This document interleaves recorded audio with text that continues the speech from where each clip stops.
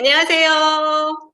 행복한 삶을 응원하는 정재무TV 진행자 정무선 재무설계사입니다. 드디어 정재무설계만의 분위기의 생각이 완성되었습니다. 또 이렇게 사무실을 꾸며놓고 보니까 3월 달부터는 저 혼자 하는 라이브가 아니고 전문가분을 초대해서 알차고 좋은 정보를 전달할 수 있는 장을 마련해볼까? 그렇게 기획을 하고 있습니다. 기대해 주세요. 자, 저번 시간에는 우리 투자 비석격인 랩 어카운트에 대해서 제가 설명을 드렸다 그랬죠. 자, 이렇게 랩 어카운트 서비스를 받으시게 되면 그 안에 글로벌 자산 여러 가지의 금융 상품을 가입하시게 되잖아요.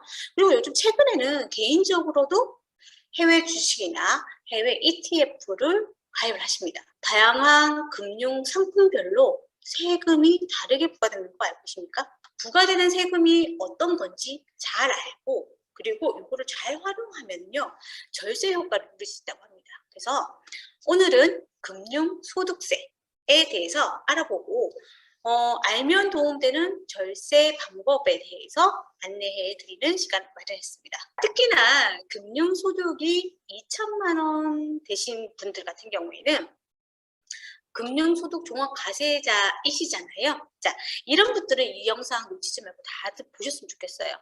왜냐하면 좀 더 많은 도움이 되실 수 있으니까요.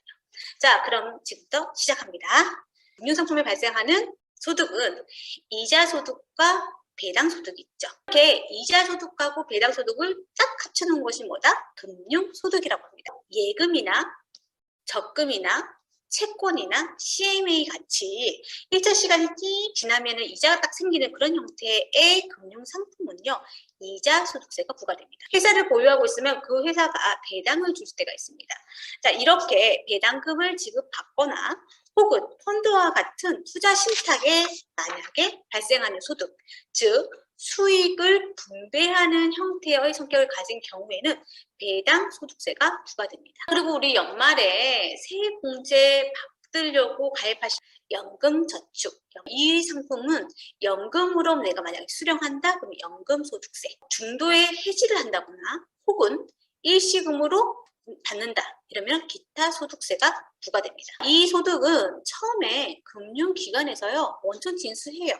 그러니까 세금을 떼고 고객님한테 이자를 지급하는 거죠. 그러니까 금융소득이 2천만 원 이상이 되시는 분들 같은 경우에는 그 초과불에 대해서는 뭐한다? 그 다음에 5월 달에 다른 소득, 종합소득하고 합산해서요. 종합소득세, 자기의 소득세율로 재부과되게 되어 있습니다. 이렇게 신고하잖아요. 그러면 실질적으로 내 소득세율이 원천 징수된 세율보다 낮으면 합산해서 신고하면 더 환급을 받으실 수 있어요. 하지만 소득세율이 높으시면 세금을 더 내야 하는 경우가 생기는 거죠. 금융상품의 실효 수익률 자체가 떨어지게 되고 있어요. 그러면 국내 주식의 매매는 어떨까요? 지금 현재 세법으로는요, 주식의 매매 차익의 경우에는 소액주주 같은 경우에는 비과세입니다. 그 대신 증권거래소는 부과됩니다. 2023년부터는 금융투자소득세라는 것이 도입됩니다. 주식의 매매 차익에 대한 부분은 과세될 수도 있어요. 금융소득 종합과세자인 경우에는 해외 주식을 하라고 제가 권유를 해드려요. 자, 그 이유가 뭐냐? 해외 주식을 처분하여서 얻은 이익이 양도소득으로 분류됩니다. 그래서 단일세율, 양도소득세율 22%만 부과되고요. 그 이후에 종합소득세에 포함되지 않는 거죠. 그리고 또 최근에 ETF 많이 하시잖아요. 네. ETF의 세금 어떻게 될까요? 궁금하시죠? 자, 국내 주식형 ETF 같은 경우에는 양도소득세, 매매 관련해서 없습니다. 세금 없는데 문제는 해외 지수, 우리 코스피 지수 이런 거를 추종하는 그런 ETF라든지 채권과 관련되어 있는 ETF 같은 경우는 매도할 때 매매 차익과 그 다음에 과표상의 상승분을 비교해서 작은 금액으로 배당 소득세를 납부하셔야 됩니다. 만약에 해외인 경우는 어떨까요? 해외에서 생성된 ETF, 스파이 혹시 아시죠? 자, 이런 ETF 같은 경우에는 똑같습니다. 해외 주식을 매매하는 그런 경우에는 양도소득세가 부과되고요. 그리고 해외 주식에 대한 배당 받은 것은 뭐 한다? 배당 소득세를 납부하셔야 됩니다. 과세됩니다. 지금 현재 금융소득 종합과세 기준 자체가 이자와 배당 소득이 2천만 원 이상이 되면 종합과세자가 되잖아요. 자, 근데 그 기준을 지금 1,000만 원을 내려야 된다라고 하는 내용들이 종종 나와요. 그래서 언젠간 내릴 것 같아요. 이제 금융소득이 종합소득으로 포함되는 순간 어떠한 변화가 생기냐면요. 그 첫 번째는요. 자신의 금융상품의 실효 수익률이 떨어집니다. 자, 기존의 원청 진수로 끝나는 분들은 15.4%의 세금만 내면 돼요. 그런데 금융소득 종합과세자는 소득세율이 적용되거든요. 자, 만약에 38.5%의 소득세율자인 경우에는 다른 사람보다 23.1%의 세금을 더 내셔야 되는 거예요. 세전 이자가 1,000만 원이 있다고 해요. 원조 치수로 끝나는 사람들은 이자 소득세 빼고 내가 실질적으로 받는 이자가 846만 원인데요. 자, 이렇게 금융소득 종합과세자가 돼버리면 소득세율 38.5%의 금융소득 종합과세자는요. 615만 원만 받으실 수 있어요. 실질적으로 실효 수익률이 떨어지게 되어 있습니다. 그리고 두 번째로는요. 건강보험료가 증가합니다. 그런 대상자가 딱 되는 순간 어떤 기준으로 이 보험료를 측정하느냐면 재산과 그리고 소득 수준에 따라서 보험료를 측정해요. 근데 측정하는 그 기준 자체가요. 재산보다는 소득의 그 기준이 좀 높은 거예요. 그렇기 때문에 건강보험료가 증가할 수밖에 없습니다. 자, 그리고 세 번째로는 금융소득 종합과세자가 되면은요. 국세청에서요. 특별 관리하는 대상이 될 수 있습니다. 국세당국 같은 경우에는 전 국민을 대상으로 꼼꼼히 볼 수 없잖아요. 자, 그래서 어떤 게 있느냐면 PCI 시스템을 이용한다거나 특별히 관리하는 그런 리스트를 보유하고 있습니다. 자, 그 중에 하나가 금융소득 종합과세자 리스트입니다. 그럼 전략적으로 금융소득세를 절세하는 세 가지 방법 안내해 드릴게요. 그 첫 번째 방법은요. 가능한 한 절세 상품을 활용하는 방법. 해외 주식 투자 전용 펀드에 투자를 하잖아요. 거기는 펀드가 설정되어 있거든요. 거기 3천만 원까지는 투자를 하시면 그 3천만 원 이내에서 이익 난 것은 다 비과세입니다. 언제까지? 10년간.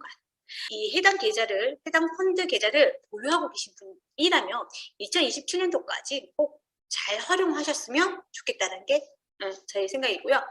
이 재형저축을 가입을 하셨잖아요. 해외 펀드 운용하는 과정에서 7년간 배당 소득에 대해서는 비과세되어 있습니다. 자, 그런데 1회에 한해서 3년간 어떻게 연장이 가능해요. 올해 말쯤에서 요거 한번 연장하면 3년 동안은 더 사용하실 수 있어요. 지금부터는 가입이 가능한 상품을 ISA 개인 종합자산 관리 계좌라는 부분인데요. 자, 순소득에 대해서 최대 200만 원까지, 서민형 같은 경우에 400만 원까지 비과세 해주는 겁니다. 그런데 그 초과되는 그런 부분, 금액 제한 없이요. 9.9%로 분리과세됩니다. 저율과세가 되기 때문에 이 계좌 활용하시면 나쁘지 않아요. 우리 연금저축계좌 있습니다. 연금저축 펀드 같은 경우에는 그 안에 ETF라든지 이런 거 많이 가입을 해요. 그래서 거의 대부분의 사람들이 이 계좌를 어떻게 보면 연말정산에 세봉제되는 걸로만 생각을 하세요. 하지만 생각의 전환을 하셔야 돼요. 금융소득 종합과세자인 경우에는요. 조금 다르게 평가를 하셔야 돼요. 왜냐하면 지금 이 계좌를 사용하시게 되면 연금으로 형태로 받았으면은 5.5%로 절감될 수 있습니다. 저번 시간에 설명했던 해외 주식 랩 어카운트입니다.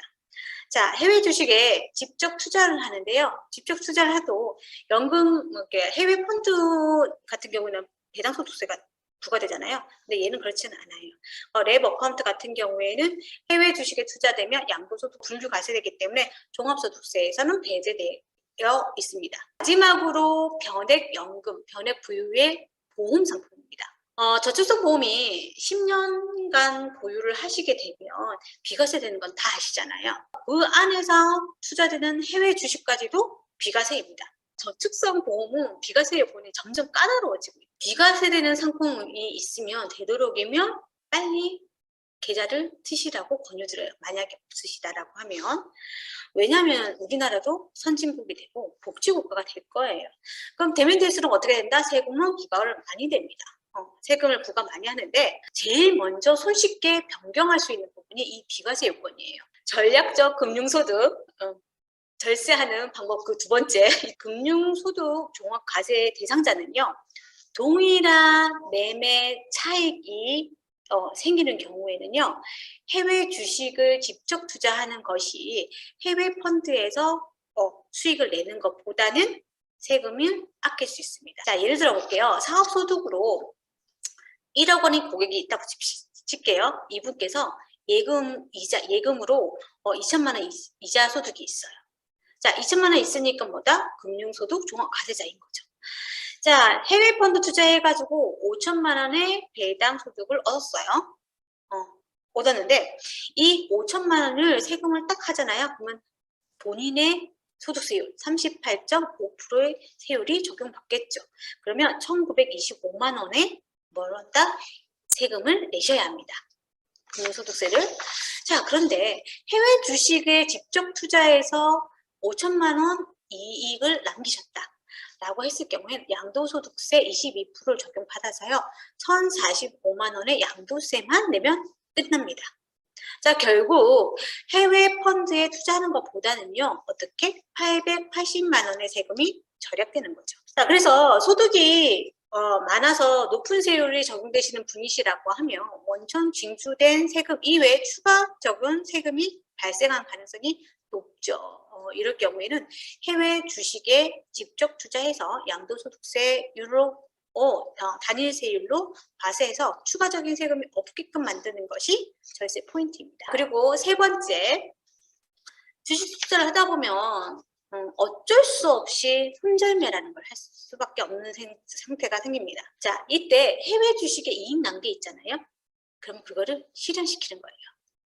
자, 이렇게 되면 해당 연도의 투자 손실분과 상계 처리가 가능합니다. 예를 들어서 내가 손절매를 해가지고 500만 원 손해를 봤어. 근데 해외 주식에 1,000만 원 이익 난 게 있거든. 얘를 갖다가 이익 실현하는 거예요. 그러면 해외 펀드에 들어가 있는 2천만 원에 대해서 양도소득세가 부과되는데 상계된다라고 하면 손실 난 거 있네? 1,000만 원에서 500만 원 제하고 500만 원에 대한 부분에서 계산을 할 수 있게 되는 거죠. 그러면 절세가 당연히 되겠죠. 5월 달에 확정 신고할 때 국내 주식의 손실과 해외 주식의 손익을 갖다가 통상해서 신고를 하시게 되면 절세를 받으실 수 있습니다. 투자를 했어요. 실질적으로 투자하는 과정에서 이거는 괜찮을 것이라고 해서 들어갔는데 좀 시간이 많이 걸려. 그리고 떨어져 있는 거예요. 얘는 조금 더 있다가 들어가야 되겠다라고 판단이 됐을 때는 손절매를 해야 되죠. 손절매 하면서 그때 수익 난 게 있었거든요. 그리고 같이 털어버리면 어떻게 될까요? 자, 어떻게 좀 도움이 되셨나요? 이게 투자를 했어요. 배당 받으면 이거 배당 소득세 부과된다고 말씀드렸잖아요. 해외에 직접 계좌를 만들어서 거래를 하신 분들은 이렇게 배당을 받잖아요. 그럼 무조건 종합소득세 신고를 하셔야 돼요. 하실 적에 꼭 뭘 하셔야 되냐면 외국 납부세 공제를 신청을 하셔야 돼요. 그래서 공제를 받으셔야 됩니다. 국내의 금융기관에 만약에 하셨잖아요. 배당소득세 하잖아요. 원천징수 먼저 해요. 그리고 2천만 원 이상 되면 종합소득세 신고하셔야 돼요. 금융기관에요. 외국에 납부한 세금 내역 있잖아요. 그거 내역서 주세요 하면 줍니다. 그거 가지고 종합소득세 신고하시면 돼요. 그래서 오늘 내용을 좀 정리해보면 첫 번째, 금융상품별로 부과되는 세금이 다르다. 그래서 그거에 대해서 알아봤고요. 자, 두 번째는 금융소득이 종합소득으로 변하면 생기는 현상에 대해서 알아봤고요. 자, 세 번째는 전략적으로 금융소득 절세하는 세 가지 방법에 대해서 안내해드렸습니다. 매년 빈번하게 발생되는 금융소득 세금에 대해서 알아봤는데요. 어떤 세금이든지 아는 만큼 그리고 얼마만큼 잘 활용하느냐에 따라서 도움을 받으실 수 있어요. 자, 상속세 절세 플랜이나 혹은 부동산 양도소득세 절세에 관련된 그런 부분도 중요하죠. 근데 금융소득 종합과세자라면 매년 부과되는 금융소득세, 절세 방법을 모색해보면 좀 더 많은 도움을 받지 않을까요? 다음 주에는 금융상품이 제시되는 이제 수익률이라는 게 있는데요. 금융상품별로 수익률을 계산하는 방법을 좀 알아두시면 좀 좋으실 것 같고, 그리고 실제로 수익률을 계산해보는 그런 시간을 조금 마련했습니다. 구독과 좋아요와 공유는 우리의 행복함을 전파하는 일입니다. 자, 세상 모두 행복해지는 부수만까지 정재무 TV는 영원합니다.